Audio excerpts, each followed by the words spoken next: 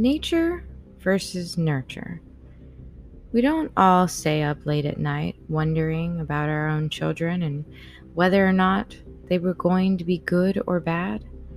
Instead, most of us try to teach our children to be good.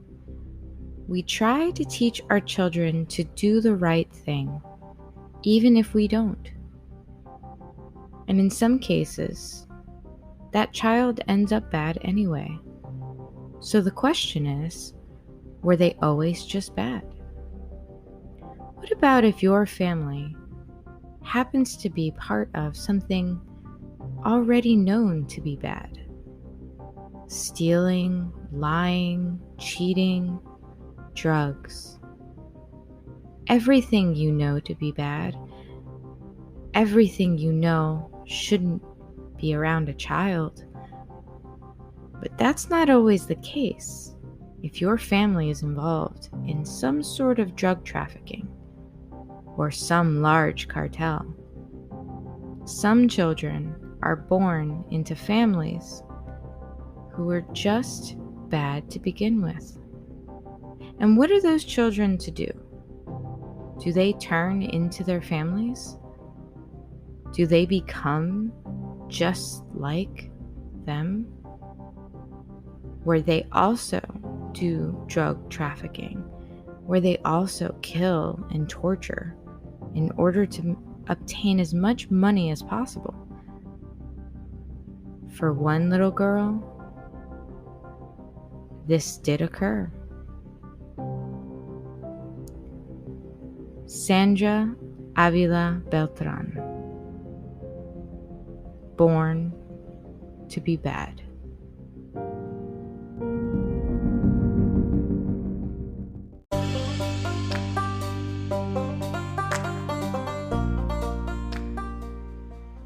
Hello, this is Caitlin from GBRLIFE of Crimes.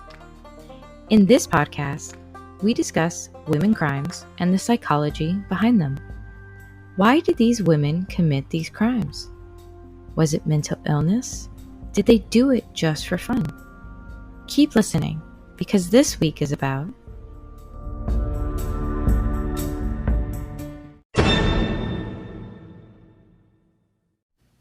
Sandra Avila Beltran.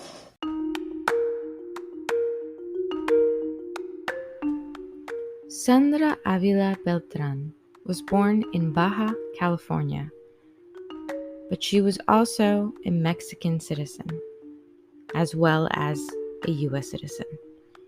She was the daughter of Maria Luisa Beltran Feliz and Alfonso Avila Quintero. And they were related to Rafael Caro Quintero. Who was he? He was the leader of the Guadalajara cartel. So you see, for Sandra, this was just part of her life. The cartel, drugs, that's what she knew.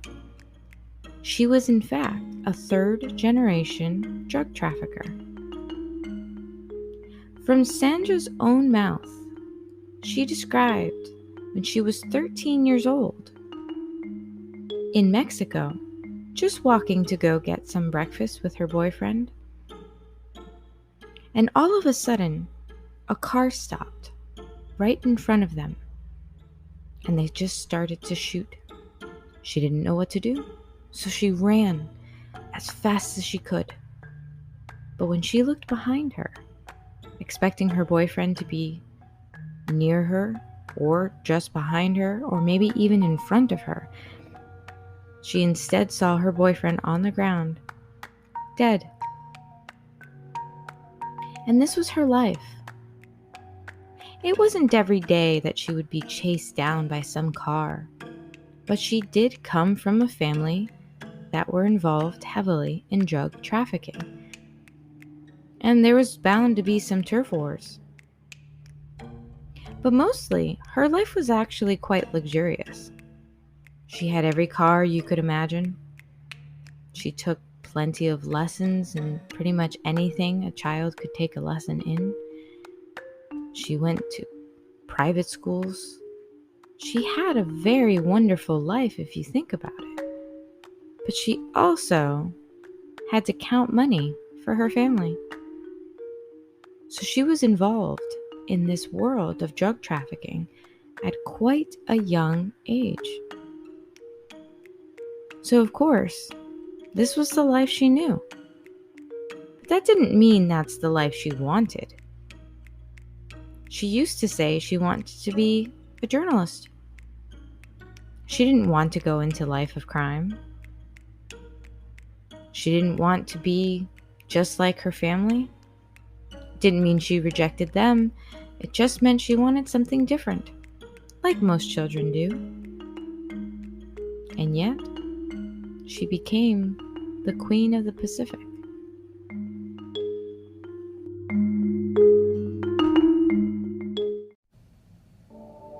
México hay mucha corrupción, pero no es nomás con el narcotráfico, hay mucha corrupción en cualquier ámbito social.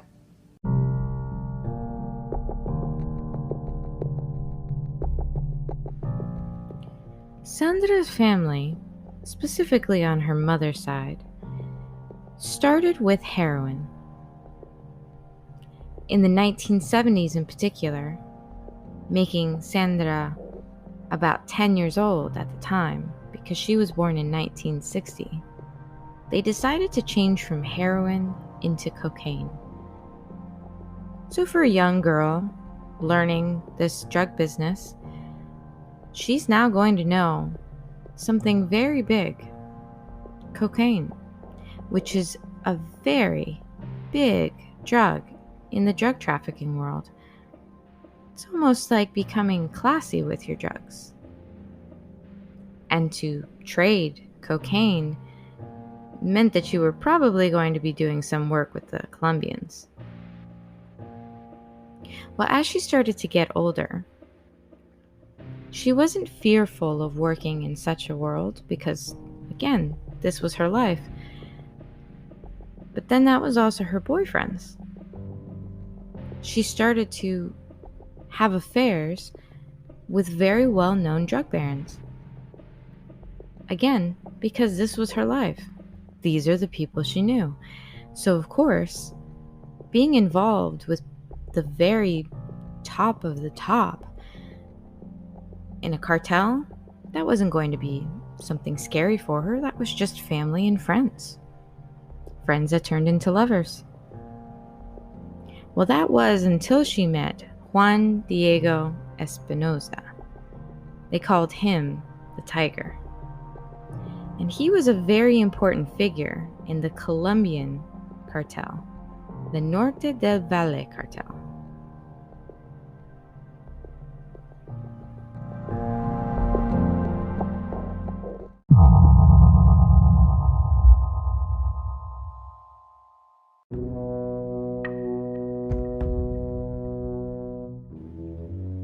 Going into the Colombian drug trafficking world, for cocaine in particular, was very big, specifically for Sandra. Now, as she did go into her relationship with Juan Diego Espinosa, the Tiger, that doesn't mean that was her first husband or first major relationship. She was actually married twice before. Her husbands prior were ex-police commanders, but they became drug traffickers as well. From her own mouth, in Mexico, it's very difficult not to find somebody who's been corrupted by drug trafficking, especially in the government and in the police. So, her husbands were involved, but they were both killed. They were killed specifically by hired assassins. So, her world never unchanged, losing the men that she loved. But when she met Juan from the Colombian cartel, it was pretty clear she thought things were going to change because he was so high up and he was from the Colombian world. He was going to stay safe. He knew what to do, and she had a business to run. Well, here's the thing. She practically never got caught for anything. So really, the mastermind was really her. She lived a very lavish lifestyle. And you'd think, living such a lavish lifestyle, she had to be known. It's not like she spent all her time in Colombia or Mexico. She was often in the United States. But they were kind of on to her. And then there was one incident with her son.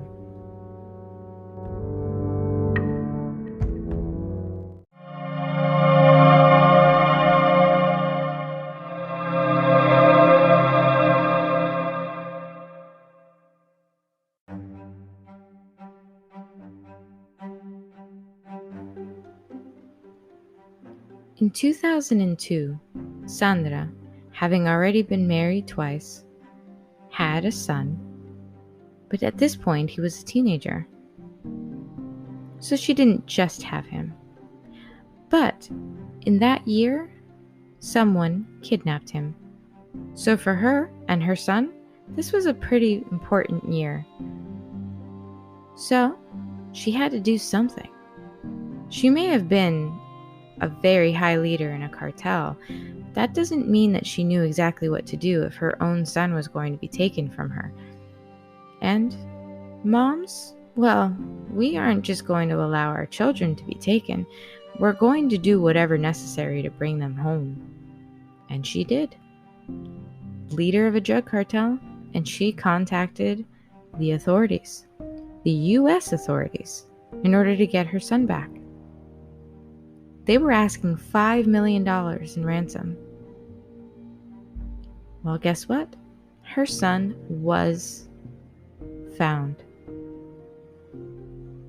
But that didn't stop suspicions, especially from the US government.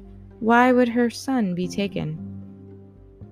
So it actually launched an official investigation in that moment, in 2002. It was almost like a lucky break for the United States. They were already interested in the Beltran family. They knew something was going on, and finally, they had a little bit of an in. But that doesn't mean that investigation allowed them to get Sandra or anyone from her family very quickly. It actually took 4 years and 30 federal agents in order to finally arrest Sandra.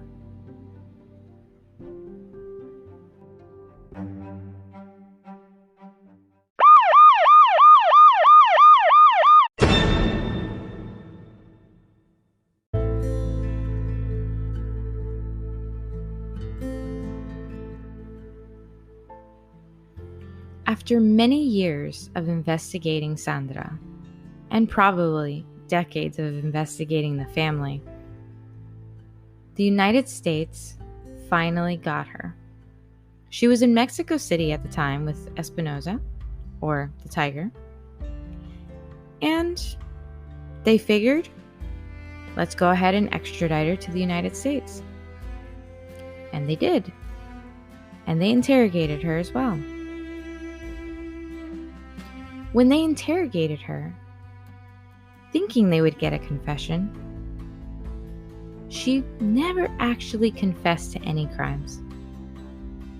She described herself as a housewife who just earns a little money on the side.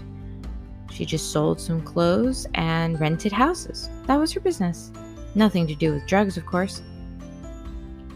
But they knew, and she knew, what she actually did. So there was quite the smirk on her face during the entire interrogation.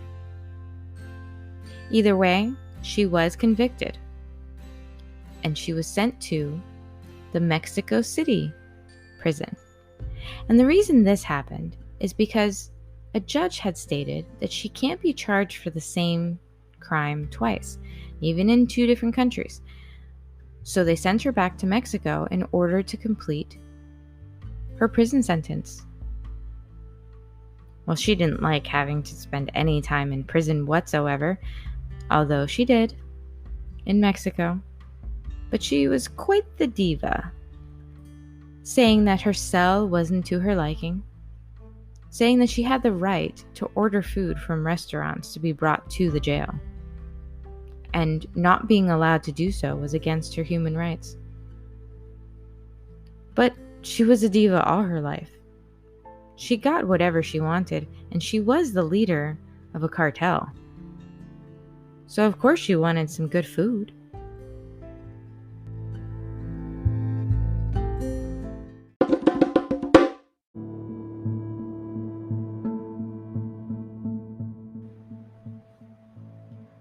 Sandra spent 7 years behind bars. The Queen of the Pacific didn't have to stay in jail for very long, not for doing all the things that she did. It was known very well by many that Sandra did exactly what all the men in all of these drug trafficking cartels did. The murdering, the torturing. There was nothing that Sandra wouldn't do and hasn't done. She did what she needed to do to keep her family business going, even working with the Colombians. And cartels don't always like working with each other. But in February of 2015, she was allowed to leave because she was done with her prison sentence. And today, Sandra is out in the world free. The question I'm sure you're asking is she still in the cartel? In my opinion, yes. But she lives in Mexico and seems to be doing nothing, although she never actually said she was doing nothing. But we all know that she is free and alive today. But the best part about Sandra? Well, she's now a fictional character on Narcos. Yeah, Isabela Bautista in Narcos Mexico, that's all about Sandra. Because remember, she happens to be a woman leading a Mexican drug cartel. These things are unheard of. And you know why? Because women are not supposed to be anything but practically little slaves for these horrible drug trafficking men leaders. They don't care about women, and most drug trafficking leaders don't care about the people that work for them at all. But she was family. She was very high up there. This was the life she knew. She was raised to be this leader. She wasn't just anyone. She was Sandra Beltran, the Queen of the Pacific.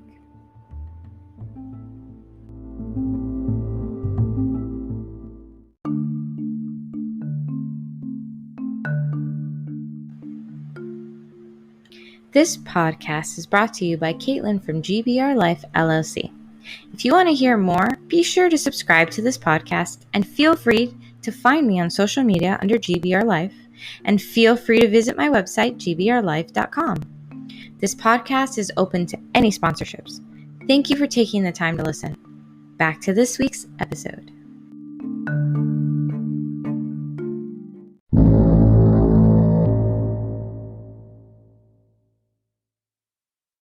Nunca haber conocido a los colombianos. Eso fueron los que me de ahí, de ese problema fue lo que me separó de mí, y es lo único que me arrepiento o que me duele.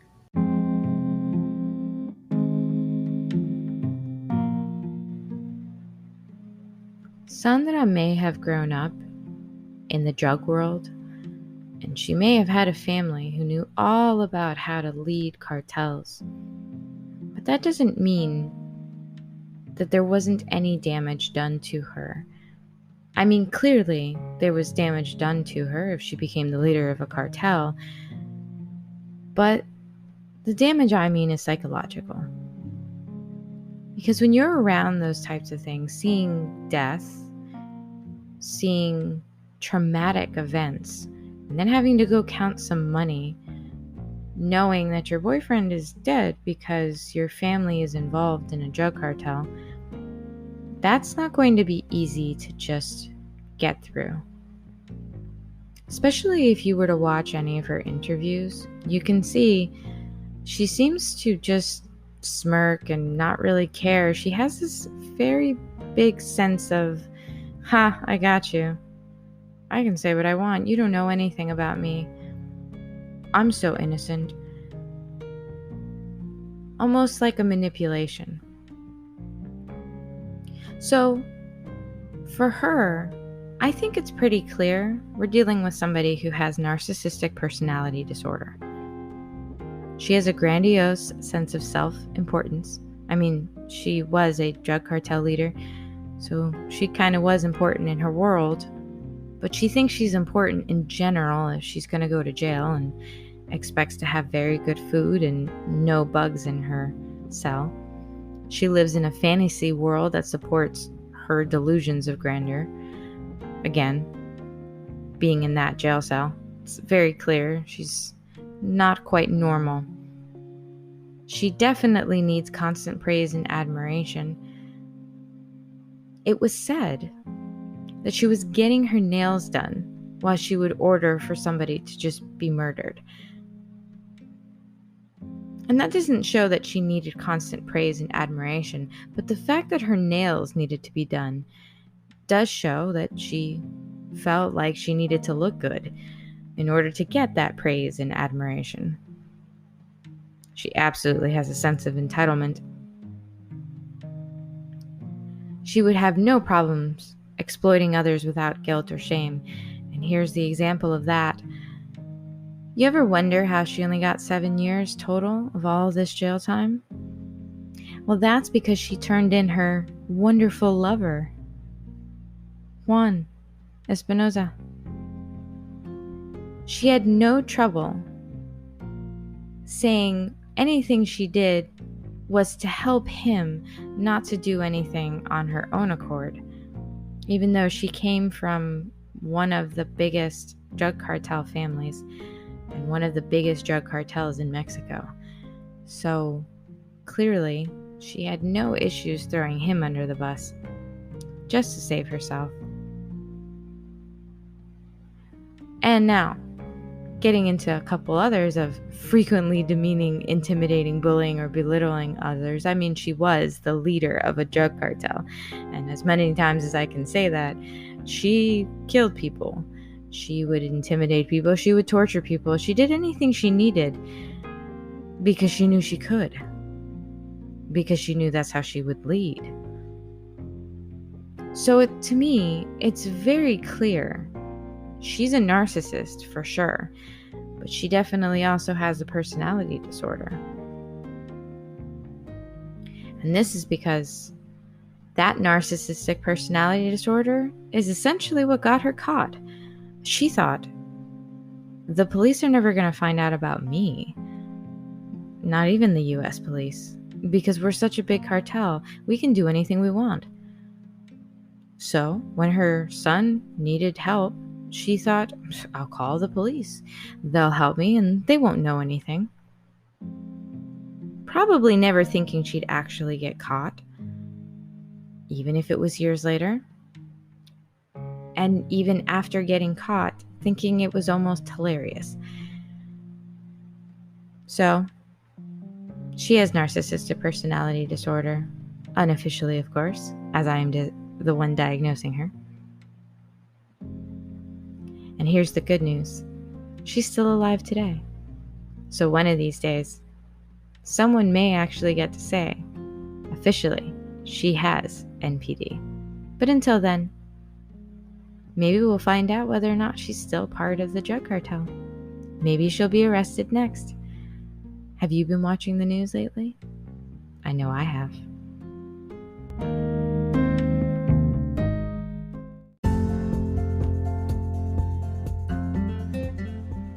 Thanks for listening to this week's episode of GBR Life of Crimes. That's it for Sandra Beltran. But next week, I think it's finally time to go there. Bonnie and Clyde. But who was Bonnie? Bonnie Parker. Let's find out next week. Be sure to check it out.